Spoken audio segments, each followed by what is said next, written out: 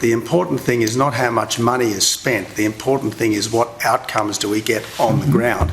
And there's been no lack of spending over the last 3 or 4 decades. The spending has been an avalanche of dollars, but it has not been reflected in better outcomes for Indigenous people.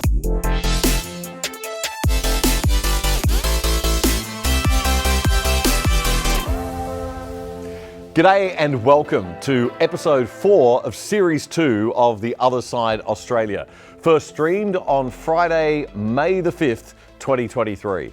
I'm Damian Coory and this is your weekly news and commentary summary show where we bring you a shortcut view of the best bits of what's been said on the cultural and political issues that matter in Australia and abroad in the past week. That's to get you fully informed for the weekend and the week ahead. A quick catch up and a different take on the news of the week. And tonight you will definitely not agree with everything I say, and that is exactly how it should be, because on this show we're presenting the views that don't always get a lot of airtime. Welcome to ADH TV and welcome to The Other Side Australia.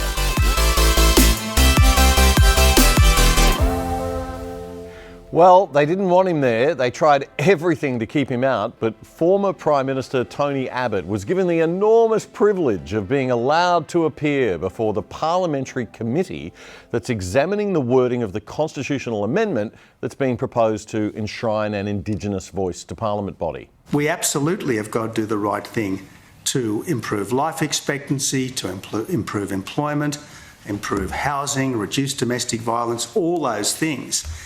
But I regret to say to the committee, there is no persuasive evidence that the voice is going to do that.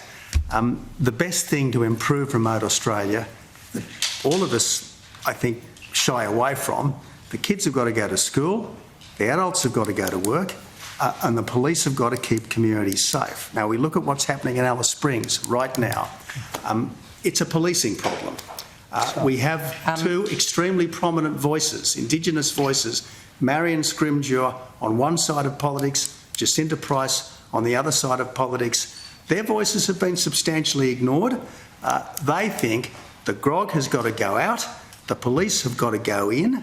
The problem is that politically correct thinking says, oh, no. This is not the result of poor personal choices. This is not the result of bad decisions by government in the last couple of decades. This is the result of intergenerational racism and colonialism. Well, to be honest, this is not the way forward to focus on these sorts of things. Tony Abbott spoke more sense in half an hour than most bureaucrats, politicians and grifters have spoken in a year on this issue. The committee is a Labor majority all-party committee that's examining the exact wording of the proposed constitutional change. Parliament votes in June on laws that will finalise both the wording of the constitutional amendment itself and the wording of the referendum question that we'll all be voting on late in the year. Labor's Sharon Clayton, the member for Newcastle and the Deputy Speaker of the House of Representatives, was not impressed with Mr Abbott's remarks. I accept that's your opinion. It's not shared by a number of people giving evidence to this committee. I also remember you articulating those same concerns in 2014 when you were in a position to do a lot about it. And when you were confronted with that choice, you chose to, in fact, cut money from Indigenous organisations on the ground in your first budget in 2004. I was in the Parliament with you at the time. I remember it well. Look, I reject the idea that money is the key thing here. Money is important, but the important thing is not how much money is spent. The important thing is what outcomes do we get on the ground. And there's been no lack of spending over the last 3 or 4 decades. The spending has been an avalanche of dollars, but it has not been reflected in better outcomes for Indigenous people. The key thing is the attitude. And frankly, at the heart of the dysfunction right now is a sense of separatism, and this Indigenous voice, constitutionally entrenched Indigenous voice, is going to make this sense of separatism worse. Mr Abbott says what we should be doing, and what we are doing, is working to get more Indigenous voices into our existing 2 Houses of Parliament. Weirdly, Mr Abbott's request to appear at this committee was initially denied. A former Prime Minister unable to give testimony at a parliamentary committee hearing on something this important. Were they serious? And not only is he a former PM, but he became a special envoy on Indigenous affairs in the Morrison government, so he knows a thing or two about it too. No wonder they did a last-minute backflip and let him in. Mr. Abbott said he hopes the committee will go back and recommend the whole voice process starts again. The way this process developed from 2015 onwards, it has been very much the property of Indigenous people, in particular a certain Indigenous leadership. So had it been done differently, with one or more constitutional conventions, perhaps with elected delegates as well as appointed delegates, I think not only would we have better teased out all the impact of the particular proposal or any alternative proposals, but I think there would be a much greater sense of public ownership of this, because the last thing we want is a referendum proposal that fails. That would leave Australians embittered and divided, but I suspect that if this succeeds, it will likely also leave us embittered and divided because of the process which has got us to this point. So as I said, I would hope, I don't expect, but I would hope that the committee might recommend that we go back and start again. But if it's not prepared to do that, I do hope that it will recommend some significant changes to the wording, as I say, to ensure that it's not the High Court that in the end has the last word as opposed to the Australian people, and to ensure that this doesn't amount to an effective veto on the workings of government. Support for the voice is tanking fast as people learn the details and they realise it's not just a nice token gesture, but a serious constitutional change that could have massive implications for our political process for decades and cannot be overturned. Mr. Abbott then had to face questioning from the Greens. Senator Dorinda Cox getting a lesson on what multiculturalism and unity actually means. On the aspect of culture, you've also mentioned this in your submission that in fact this stems from a misguided view of the role of culture. Can you elaborate on that? Well, culture is obviously very important, but in the end, I would like to think that what unites us as Australians is more important than anything that divides us. And I would like to think that culture evolves, and it evolves in ways which will bring us over time to better places. Now, obviously, Indigenous people should respect all of the things that have helped to make them who and what they are. But that's not simply the Indigenous element. I mean, as Jacinta Price often says, you know, I am a proud Walpiri Celtic Australian. There are many strands in culture, and even for Indigenous people, I suspect that the Indigenous strand is but one.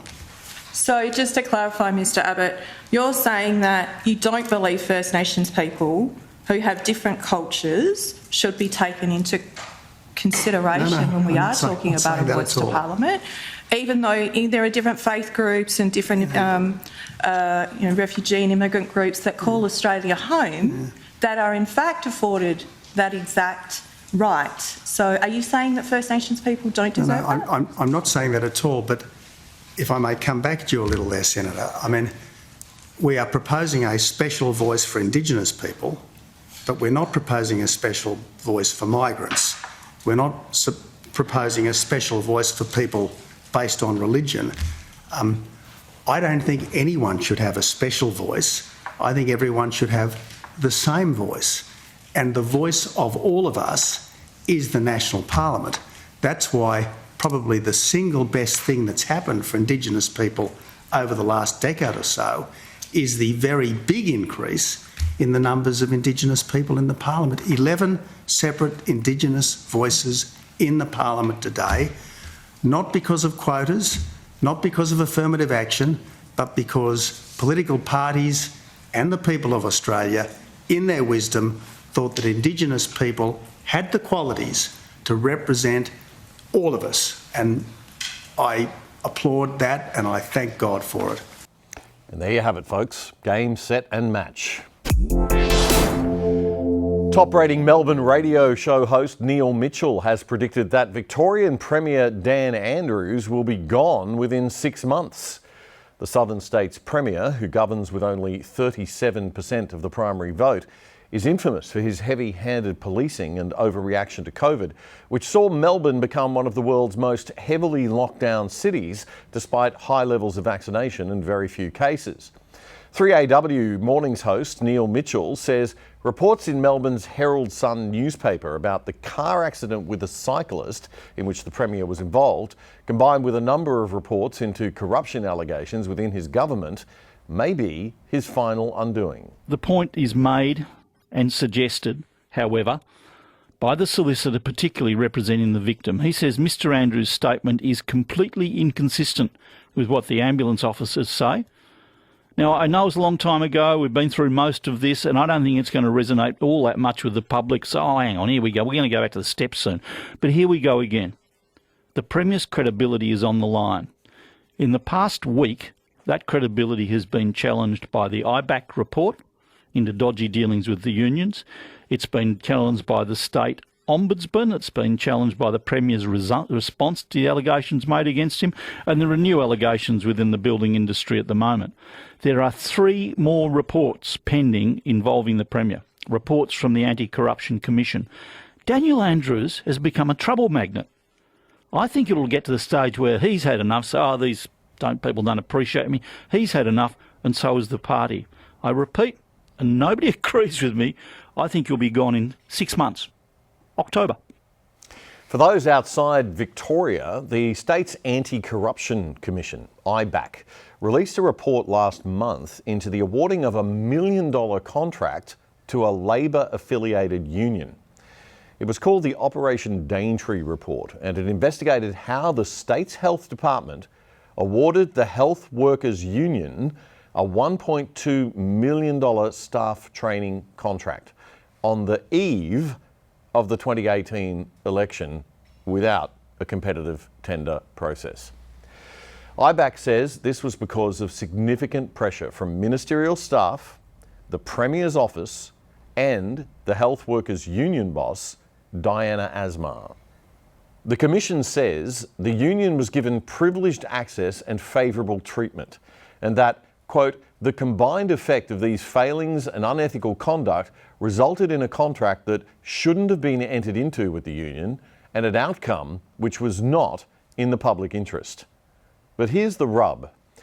IBAC found that while ethical obligations were breached by the Premier's own department, and while this was an example of grey corruption, apparently corruption now comes in shades of bad, grey being kind of bad, it wasn't technically illegal. Nobody technically broke the law. The king of spin himself was in fine form when he was first confronted by reporters to account for his own department's unethical behaviour. There are 17 recommendations made in that important educational report. I will lead, as the Chair of the Cabinet, a Cabinet process to consider those issues, and we will respond in due course. But we're grateful for that educational report and those 17 findings, those 17 recommendations, I should say, and we will get on with that work and update you. Educational report. So let me explain the PR trick here. When you've got a crisis of management on your hands, which is what this is, you position yourself as not the cause of the problem, but the solution to it. And that's exactly what Andrews does in this news conference. He starts by distancing himself from the problem. I'd like to thank IBAC for these 17 recommendations. And then he pivots to, it's my job to ensure we take these educational findings and lead a process to learn from them. So you go from being the bad guy Joker to the hero Batman in one sentence. Fortunately, like most PR tricks of its kind, it only works a couple of times before even the dopiest citizens will wake up and start asking questions. Even Victoria's tame pro-Labor parliamentary press gallery.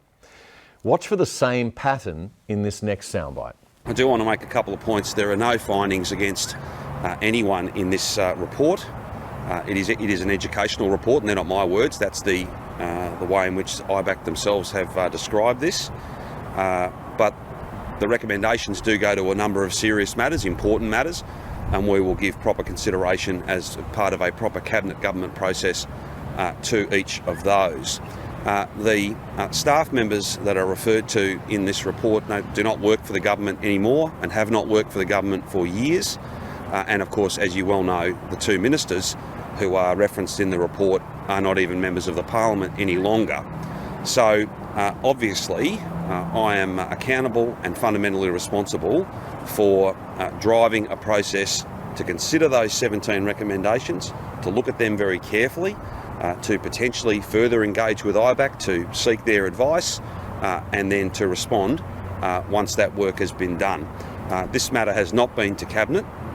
It's not possible for this to go to Cabinet, and I think that given the educational elements of this, it's not about taking action immediately. It's not about necessarily responding to calls for action and findings that have been made against anybody. There are no findings against anyone in this report. I think we do have the time to get this right, and we should. And I think there are also some issues in the report that are perhaps a little bit out of date. There are some things that have already happened, some processes that are live and are on foot. But again, we will do that work and we'll report progress to you once that work is finished. And on and on and on it went. He's kind of good at the PR game in one way. This is the fourth known IBAC probe in which Premier Dan Andrews has been interviewed. His whole Mr. Reasonable shtick, the face to the public, can only cover up the extraordinary number of internal failings for so long. And for the sake of the 52% majority of Victorians who did not vote Labor or Green at last year's state election, we sure hope Neil Mitchell's prediction is right. We're going to talk economics for a bit, but you'll get a cat video afterwards as a reward, so stick with me. I mean it. The federal budget will be delivered Tuesday night. The federal government costs us about $650 billion a year. Isn't it worth it? And Tuesday, we will find out whether that number will rise, probably will, and exactly how that money will be spent. It's your money after all. It's no secret that governments, federal and state, have been borrowing up big in recent years. We now have combined government debt well over $1 trillion in Australia. Interest rates are rising, so it's costing more and more to service the debt. The only way to pay the bill is to cut back the size of our bloated governments, which Labor will never do, or tax us more. But here's the thing. Without actually formally changing any tax rates, they are taxing us more, a lot more. Because of inflation and wage rises, and the fact that they haven't changed the tax scale for 15 years, it's been revealed this week that on average, Aussies are paying 15% more tax across all levels of government than a year ago. In Queensland, it's actually 18%, and in Victoria, it's a whopping 24% increase. And who's feeling it the most? Low-income Australian families. So it's really time to readjust those income tax brackets and lift the threshold for each income level. There's been a $200 billion windfall from taxes overall, and this could mean, amazingly, that we might see a budget surplus on Tuesday night, although the Prime Minister and Treasurer are not promising anything. And I reckon they will find a way to spend every last dollar. This windfall has more to do with luck than any good management. A lot of it has come from royalties and taxes on our gas and coal exports. Don't tell the Greens. But obviously that's not going to last for the long term, right? So China is also scrapping its COVID zero policy, and that helps support our iron ore and other exports, which also increase the government's tax take. A few things that we know are going to be in the budget following the National Cabinet meeting with the premiers and various other announcements in the past week. More than 250,000 frontline aged care staff will get a 15% pay rise in a massive $11 billion package. It's probably not a bad way to spend it. There'll be lots and lots of cost of living breaks to cushion the blow of inflation caused by decades of pretty bad governing. $2.2 billion is going to be spent on strengthening primary healthcare and Medicare, with money for chemists to do more primary care and take the pressure off GPs and emergency departments. There'll be more money to the states to hire more nurses. Reforms to the NDIS will require some funding, but they'll stop that very important scheme from being abused or blowing out on its budget too much. And we could expect changes to help encourage people to build more affordable housing and increase supply. Rein in those property prices and try to bring down rents a little bit. Cigarette tax will be going up a lot. Good time to quit smoking. And big infrastructure projects will be reviewed to make sure that they are delivering value and on budget. On the other side, interviews this Tuesday night at 6 p.m. I'll be joined by the head of the policy and economic think tank, the Australian Institute of Progress. Graham Young will be here for a special interview about the budget that'll be a little bit different. Instead of just talking about the 2023 budget itself and what might be in it, we'll be discussing what a budget is, how it works, and some of the philosophical and economic ideas about how governments should operate and spend. I'm looking forward to learning a lot, so do join us. The Other Side Interviews, it's our weekly interview show and it streams on ADH TV first every Tuesday night at 6 and is available on demand after. And that'll be right before the budget is actually handed down at 7:30. As I said, it's on demand anytime after, also on all good podcast platforms. Don't forget ADH TV you can watch by downloading the app on your smartphone or your smart TV, or just jumping onto the web and putting adh.tv in and you can start watching pretty much straight away. And don't forget our podcast platforms too. Well, the video of the week goes to the pop star Doja Cat, who showed up at this week's fashion event of the year, the Met Gala in New York, as a cat, and conducted what I think was one of the most meaningful, deep and intelligent interviews I've seen come out of America's entertainment, music and fashion industry in years. Okay, so tell me all about this. Wow. I mean, who made it? Wow. Wow. Okay, so something a little different. So, what was your inspiration for tonight? Be honest with me and go into detail. Wow. Wow. Wow. So, what are you excited to see in there today? Wow. Is it your first Met? Wow. I'll see you in there. Wow.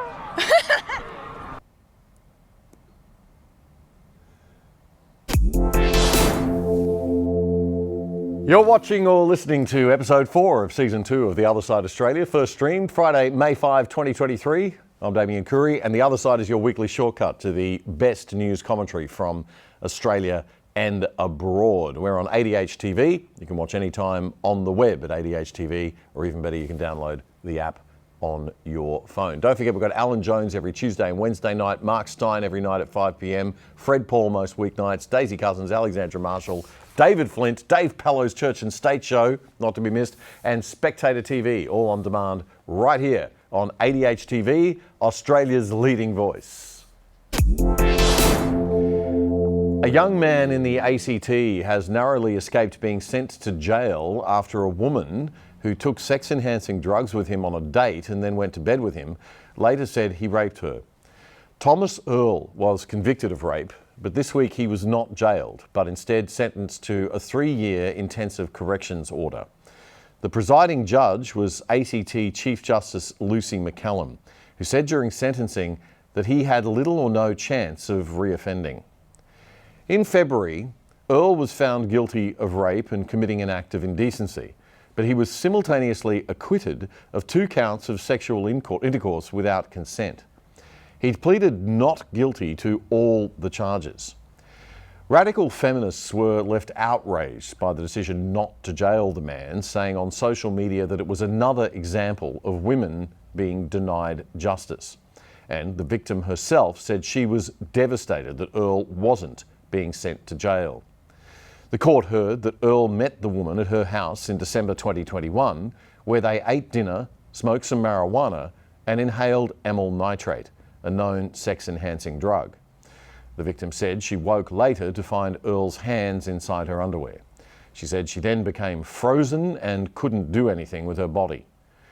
The ABC reports that there were different accounts from the two about their movements in bed and how they were interpreted. In her judgment, the Chief Justice highlighted that she believed that in Earl's mind, the victim had consented. But she said he proceeded in a selfish way without turning his mind to consent. The result is tragic indeed, the judge said. Earl will have a conviction against him, be required to do 300 hours of community service and 20 hours of counselling. The woman involved, Emily Campbell-Ross, said she was devastated by the result and described how she felt after the night in question in a victim impact statement. Okay, now let's compare that with how the ABC reported the same story.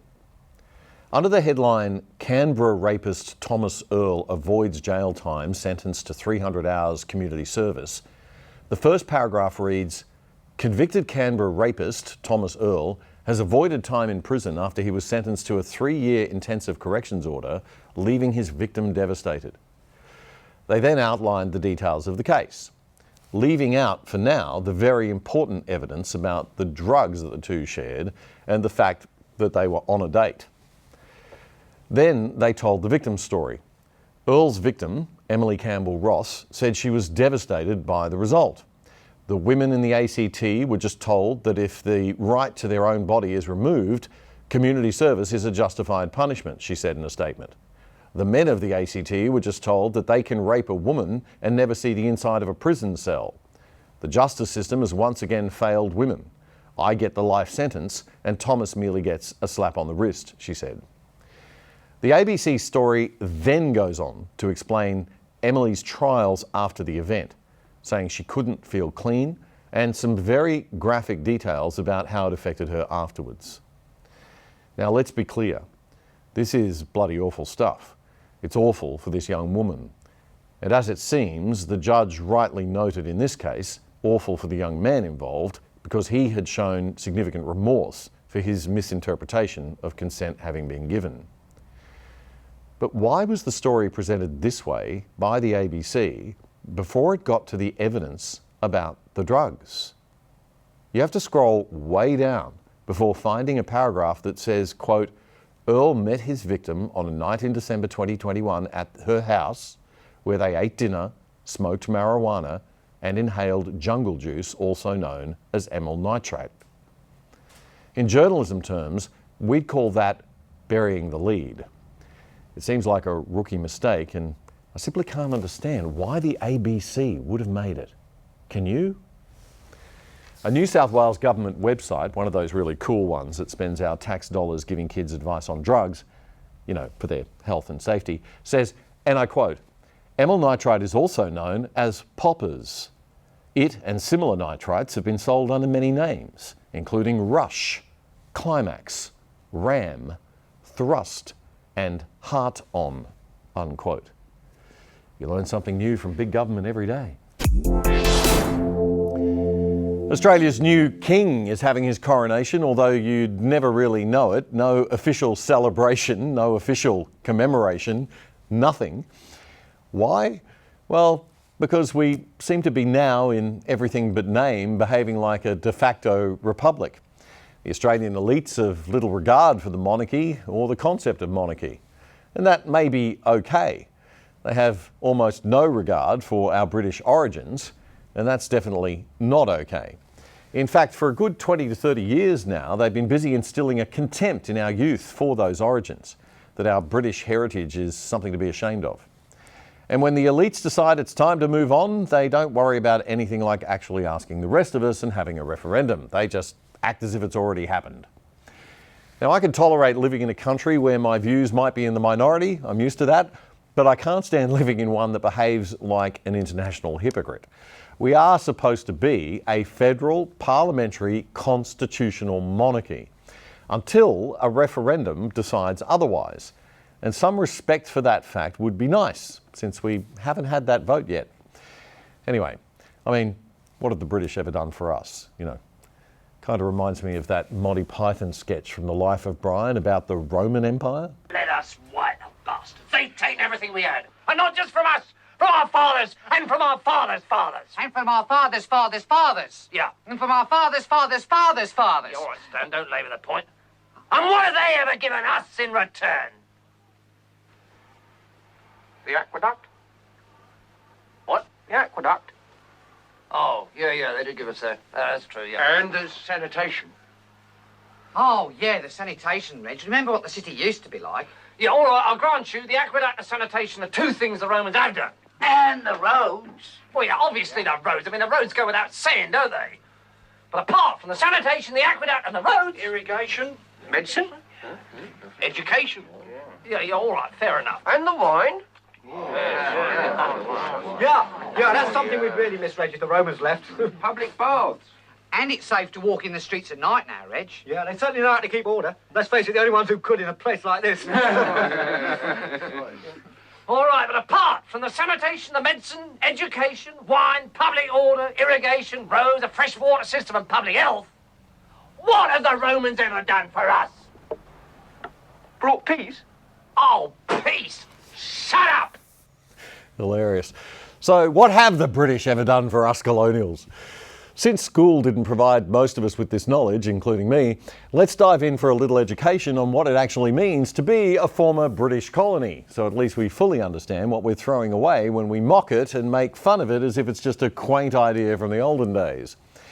Australians actually did vote in a referendum on becoming a republic back in 1998, and we soundly rejected it.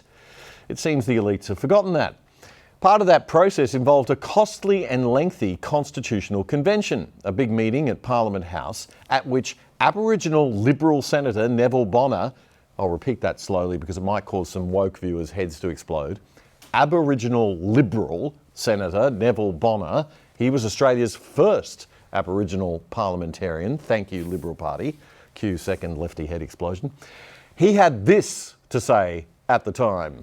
I have had the very good luck to have great wealth, to have been so well educated in your schools and universities.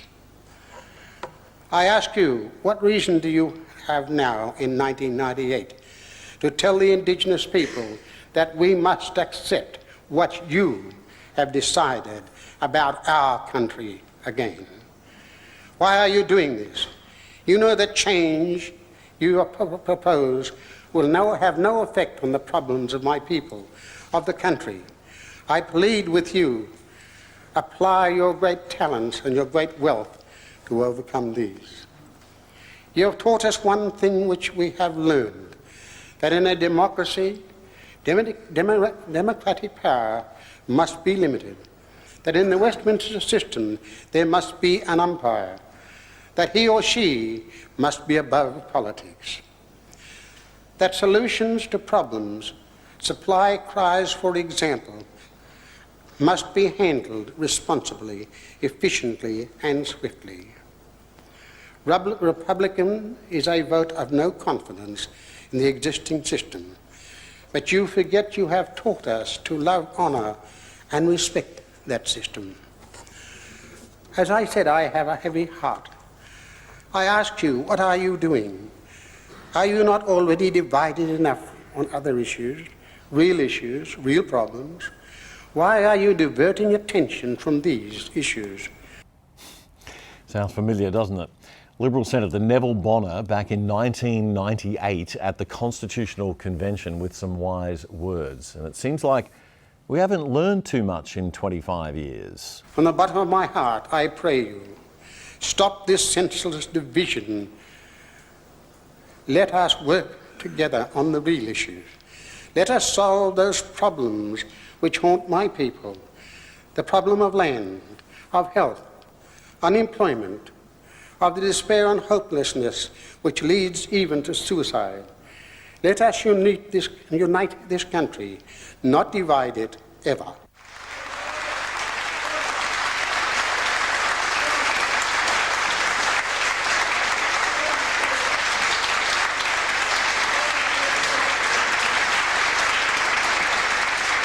So, An Indigenous senator 25 years ago appreciated the value of British democracy and its monarchy and Australia having the benefit of its European heritage.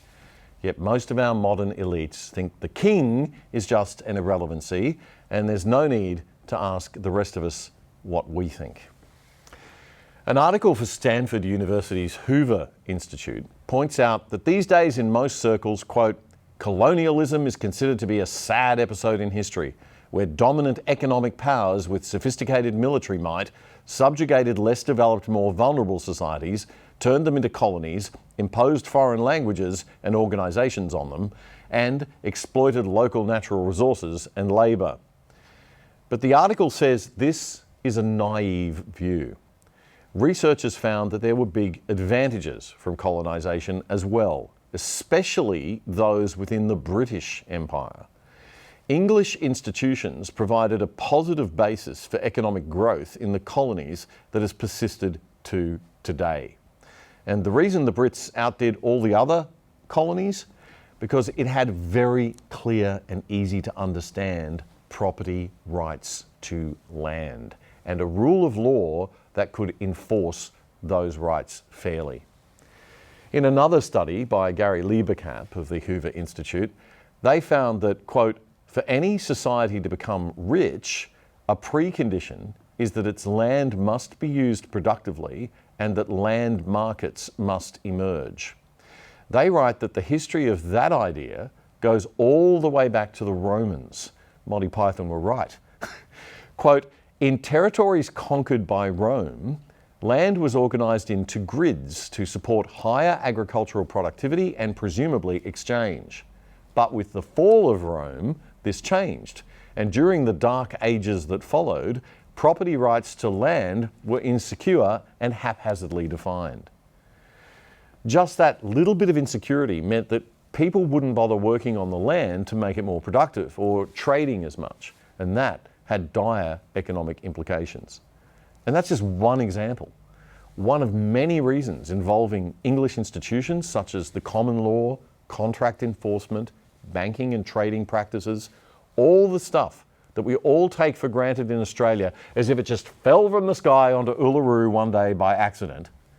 And if you add to that all the European traditions that we got through the British and other European immigrants, all that Roman Empire stuff, and the answer to the question, what have the Romans ever done for us, becomes a lot clearer. A lot. Okay, Damo, thanks for the history lesson, mate, but what the hell has that got to do with Australia in 2023? Well, for one, it means we might want to not be so smug and arrogant when we toss aside thousands of years of European history with cheap catchphrases like evil colonisers, and we might want to have some respect and be a little more conservative and a little less progressive so we don't throw the baby out with the bathwater. Like the fine Australian senator from the good state of Victoria. I sit in that parliament and every day they say that they are sovereign. The colonial system and the colonisers say they are sovereign. You don't go to someone else's country and say that you're sovereign. Secondly, have you heard of the Mabo and Wick decisions on native title and land rights? These court rulings from the 1990s awarded significant shared rights to Aboriginal people to land that they make a claim on. Governments then had to step in and make laws through the authority of Parliament, that's the House of the People, over the courts to ensure that existing mining and farming rights were protected. This was so as not to let uncertainty about their property rights stop any of the owners from going ahead with important projects like they did under the Romans, leading themselves into the Dark Ages. So Parliament, representing the will of us, the people, was able to override the High Court rulings, or at least make them more workable in practice, as it should be. Okay, Damo, that's nice, but again, what the heck has that got to do with 2023 Australia? Well, there's this little referendum on an Aboriginal voice to Parliament being asserted into our Constitution, and it will be an entirely new chapter of the Constitution, not just a few lines added in. Have you wondered to yourself why they're so hell-bent on changing the Constitution? Why can't they just set up another ATSIC or Aboriginal Advisory Body and make sure it operates well and doesn't have to be shut down like ATSIC did? Why can't we make ordinary laws to enshrine an Aboriginal advisory body? Why do we need to change the Constitution? Because that changes everything. Parliament cannot pass laws, meaning we the people can't pass laws over things like land rights if those laws breach the Constitution. And the body that decides on whether laws breach the Constitution is the High Court of Australia. And that's why this is so troubling, as University of Queensland Professor James Allen explained a couple of weeks ago in our Tuesday night show, The Other Side Interviews. It's very important that people understand how large the changes being suggested are. It will have, in my view, very bad consequences if this goes through. What a written constitution does is it locks things in. So it makes it harder than just passing a statute to change. If you write that into the Constitution, it's almost impossible to change. So some people will be born and they'll have the right to pick people who sit on this voice body. The judges will have all these new tools to override the elected legislature. It'll be harder to make laws. Anyone who thinks this is going to lead to unity is bonkers. It's going to be divisive. Just look across at New Zealand. The actual wording that's been proposed is that this voice body, nobody knows how it's going to be chosen. You can get the details later. And the wording is may make representations to Parliament and the Executive on matters relating to Aboriginal and Torres Islander Strait peoples. So may make representations. There's lots of scope for the High Court to turn that into a constitutional right to be consulted. Not just Parliament, but every executive decision. So that's every bureaucratic body. You can imagine the rent seeking that's going to happen. You can imagine the sort of sclerotic ability. My guess, and John O'Sullivan had a law that said every body in the world that's not explicitly right-wing over time becomes left-wing. The activist class will capture this body. And I think one of the reasons Labour's not too worried about this is it's a bit like the Senate. If you want to be a big spending government, just spend like crazy. You never have a problem getting through the Senate because these little independents just go, oh yeah, more money for. If you want to cut back on the budget and do something really restrained, it's very difficult to get that through the Senate. Well, it's going to be like that on steroids with this voice body. Its sort of baseline set of views will be sort of right there with the Green Party. And so when Labour gets in, they won't really have too much problem getting their more spending, more identity politics laws through they'll line up with the voice body. Anything that a Conservative Party wants to do, well, the voice body isn't going to like it. Now, they don't have a veto, but they can slow things down considerably. And who knows the extent to which the High Court will take this may make representations, turn it into a constitutional right to be consulted. How long do they have to be consulted? And you can imagine how sclerotic this is going to become. Professor James Allen on our Tuesday night show, The Other Side Interviews, and that whole interview is available on demand on ADH TV and all our podcast platforms. A recent debate on Channel 7's Sunrise show between ADH TV's very own Professor David Flint, representing Australians for a Constitutional Monarchy, and Craig Fozzie Foster from the Australian Republican Movement, shed a bit more light on how different Aussies view our relationship with the King. Well, the image of Queen Elizabeth is set to be removed from Australia's $5 note, but the late monarch won't be replaced by King Charles. Instead, the Reserve Bank will introduce a new design that honours the culture and history of the first Australians. The change is expected to take a number of years, with the RBA planning to consult with Indigenous Australians on what the new note will look like. Craig, let's start with you. Why do you say this was a good decision by the RBA? Oh, it was a wonderful decision. I think, yesterday, millions of Australians like me felt a real deep sense of pride that we're finally starting to recognise, our 65,000 years of history. It acknowledges this path that we're walking with First Nations and placing the monarchy into its now historical context. Now historical context?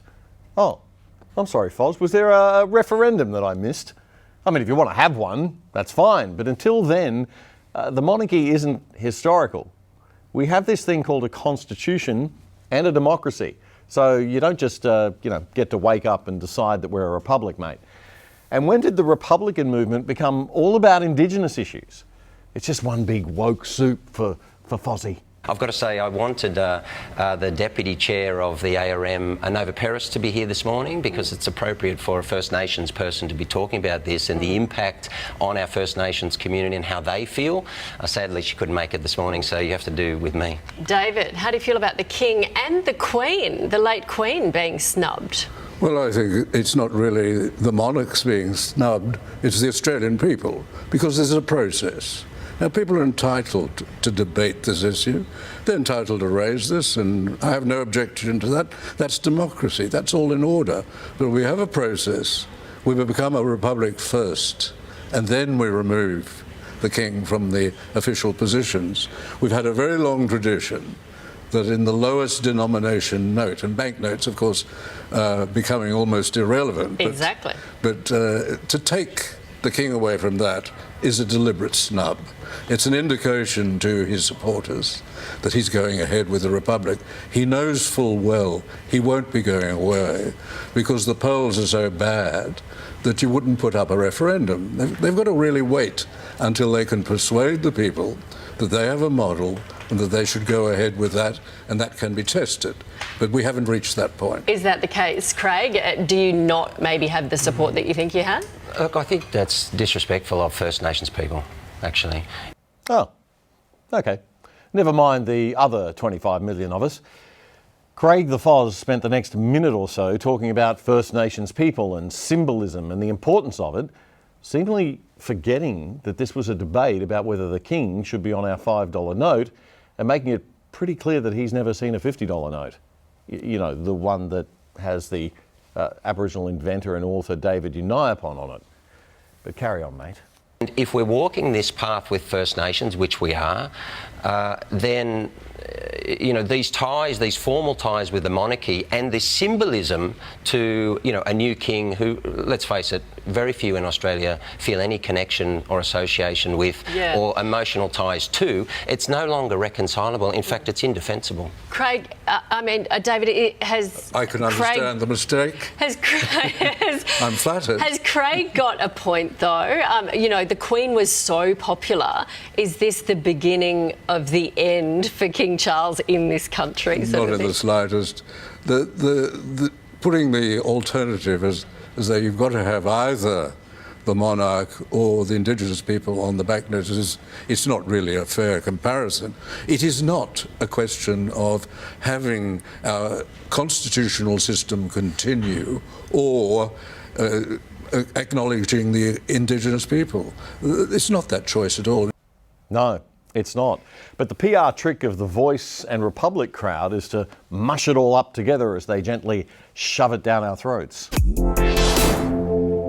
As a centre-right, old-fashioned classical Liberal in Australia, it's agony watching your team lose election after election. It's more agonising watching them losing because they keep making the same mistake, standing for nothing and trying to be all things to all people, responding to market research and polling instead of leading the debate and setting the agenda. Of course, I'm talking about the Liberal Party. But the very worst thing of all is having to listen to people who don't listen, the losers, complaining after they've lost. They complain that they lost for every reason under the sun, then that they stuffed it up. We haven't had to hear the post-election therapy sessions of New South Wales ex-Premier Dominic Perrottet yet, but we were treated this week to the ex-Victorian Liberal leader Matthew Guy's psychiatric session with Melbourne Radio 3AW's Neil Mitchell. Faceless leakers of the Liberal Party, and there's a number of them, these faceless leakers of the Liberal Party who profit from gossiping, whether it's from themselves personally through their work or their reputation, and there's two in particular, but there's a number of others. And what you see are these people, Neil, who offer themselves predominantly to newspapers, but also to, like ABC, who are regular haters of the Liberal Party, who will just gossip. And that gossiping is usually talking the Liberal Party down. So people on our side who talk us down, talk our parliamentary parties down, talk the brand down, talk us down at every opportunity. Of course, people like the ABC and those love it because they run these people. Sometimes they're on the record, most of the time they're off. But we need to expunge these faceless leakers of the Liberal Party because they do damage to the party, thinking they're trying to advance themselves and they do not. Let's remember that these critics and leakers wouldn't be able to criticise or leak if there was strong leadership and less to criticise or leak about, something that Neil Mitchell was quick to point out. There's nothing wrong with criticism from within the party, and you deserve criticism at times. Is No. it more than that? No, you don't see this in the Labor Party. This kind of ill discipline happens from these faceless leakers in the Liberal Party. And there's a couple of them, as I've said, two very prominent and a number of others beyond that. Names? No, not today. Leakers of internal gossip. What exactly is Matthew Guy doing right now, if not that, himself? So why did you lose, Matt? What was it? I'll let you be the judge of that. There's lots of different things. Was it you? No, I don't think it was that at all. I think people didn't like you. The state president. Well, the state president doesn't like me. Go and ask him. But he blamed you, didn't he? Well, I blame him as part of that, and I've been pretty forthright about that. I think his conduct was woeful, and I think he's been a woeful state president, and I think he should go. I've been on the record saying that, and I'd continue doing that. In what way was he woeful? Well, he was not a help to the campaign. He was a hindrance to the campaign. But these people don't want you to lose, do they? They are not in it. I question whether some of these faceless leakers, not Greg, but some of the faceless leakers of the party want the party ever to win. They actually do better in terms of their briefing to the media by us not winning. And that's why people need to stop feeding them. And he blamed Sky News' Peter Credlin. What about Peter Credlin? She didn't work for the Labor Party. She had a very senior position within the Abbott government. I don't want to personally attack her, but, she's no friend of mine, quite obviously. Why? Did she hurt you? Well, I was a supporter of Malcolm Turnbull, and she was the chief staff of Tony Abbott. That's like, it's like asking a South Australian to barrack for Collingwood, isn't it? Supporter of Malcolm Turnbull? You wouldn't admit to that now, would you? Well, no, absolutely I would. Absolutely He's I would. turned on the Liberal Party. Look, I don't like what Malcolm says in parts about the Liberal Party, but, I'm not going to be so disloyal as to turn on someone like that. It's a weird kind of logic, isn't it? The interview didn't really get deeply into policy mistakes or policy substance, but I do sympathise with Matthew Guy on one point. He said that when he tried to speak about policy in the election campaign, the TV news and the print media, wielding significant pro-Labor Party bias and only interested in stories about personality that would titillate viewers, simply were not interested in policy. Most of our news media just doesn't cover stuff in depth. Why? Because of us. We won't listen and think, and we want to be entertained all the time rather than informed. That has got to change, and that is on all of us. But as we said, Guy blamed everyone but himself, his poor policies or his poor performance. He blamed both Sky News and the ABC. That's a real achievement. And in the end, you just got to say, if you can't beat Dan Andrews, who only got 37% of the vote and limped over the line with the help of the Greens, who can you beat? I want to be clear that the comments that I'm going to make now do not relate to the rape case that we were talking about earlier in the show specifically. They relate to a general cultural problem that I think we have in Australia right now that we really need to not be too afraid to talk about, but most men are. I'm a bit afraid, to be honest, but we just have to talk about it. We have to have the conversation in public and out loud that many men are having in private with other men. The crime of rape is so serious that a lot of men, me included, believe it should be nearly a capital offence.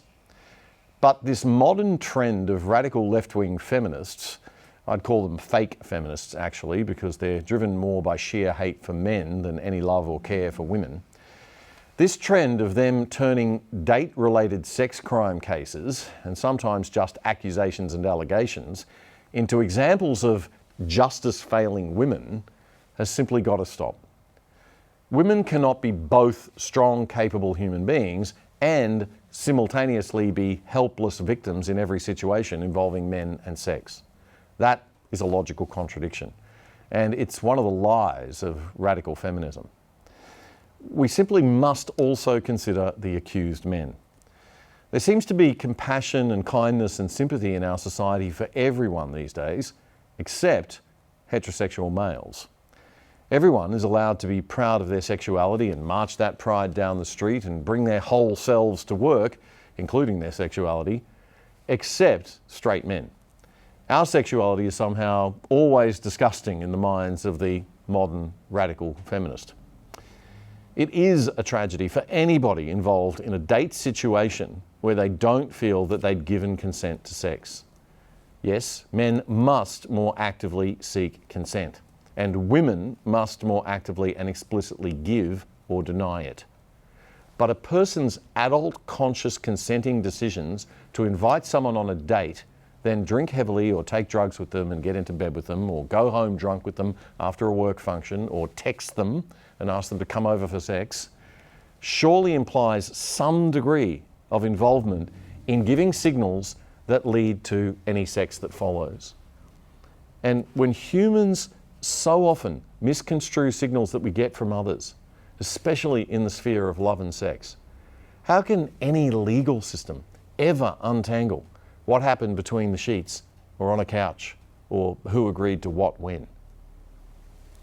Now, some of you may say that we're getting close to victim blaming here. But the concept of avoiding any victim blaming doesn't extend to completely removing any person's obligation to behave as a responsible adult to avoid possible harmful sex and misinterpretation of consent to the same extent that the other adult involved has that obligation. And there is a limit that must be protected to how much policing of private bedroom activity our criminal justice system can and should be doing. There is a limit to what access the police and lawyers and governments should have to our bedsheets.